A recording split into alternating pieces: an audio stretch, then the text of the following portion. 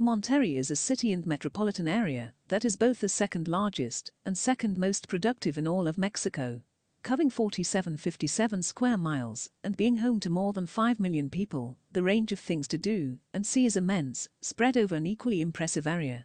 Today I will be looking at where to stay in Monterrey, breaking down the best areas and giving you all the tips and info you could need. I'll start with Centro de Monterrey. Centro de Monterrey is the downtown area of Monterrey and offers everything you would expect of a central point in the city that is home to the largest population in the state. Historical sections feature buildings and monuments giving you a history lesson on the city. Beautiful architecture paints a clear picture of how the city has evolved over more than 400 years, from when it was first founded in 1596 to how it appears today. A wide range of shops, bars, restaurants and hotels fill the streets and squares, giving visitors the chance to purchase local wares and foods. You could try some traditional Mexican cuisine or tequila while sitting back, relaxing and enjoying the stunning views of the city. No matter your price range, souvenirs, both handmade and mass-produced, are abundant, giving you plenty of choices to browse through to find a perfect memento of the city.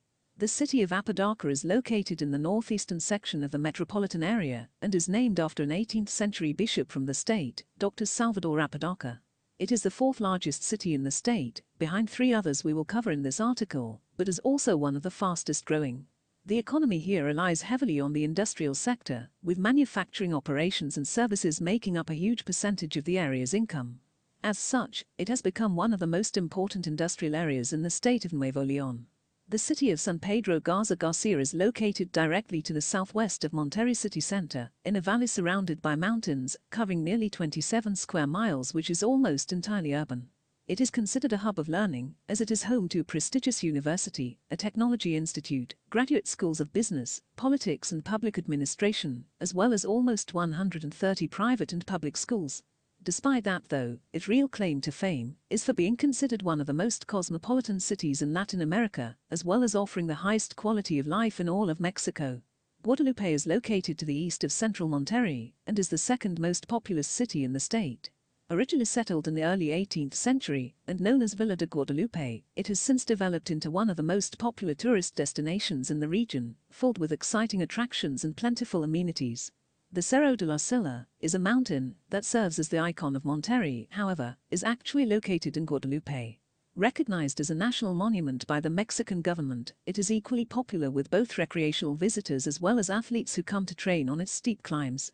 Founded in the late 16th century, San Nicolás De Los Garza is the third most populous city in the state and the most densely populated overall. It is perhaps best known as the location of the Universidad Autónoma de Nuevo León, one of the most prestigious schools in, not just Mexico, but the entirety of Latin America. Outside of the university, San Nicolás de los Garza is primarily a residential city, where the majority of amenities are geared towards locals, and there are very few tourist attractions to be found. While this might not be the greatest choice for those who want to constantly be on the go and have new things to explore, it does produce a much more authentic feel. Santa Catarina is the 6th most populous city in the state, located around 9 miles southwest of central Monterrey. The city was originally founded as a simple resting post in the late 16th century, known as Estancia de Santa Catarina or the shelter of Santa Catarina. It wasn't until the late 19th century that it was even classified as a village. However, since then it has seen exponential growth in both size and population. Including the small localities outside the city limits, it is a city that still manages to retain an authentic small-town feel. Monterrey is a wonderful, diverse city, albeit one that can be a little sketchy if you aren't careful. Choosing one of the many places available in its metropolitan area can be a real headache, but this article will have hopefully helped you to decide on one that is just right for you.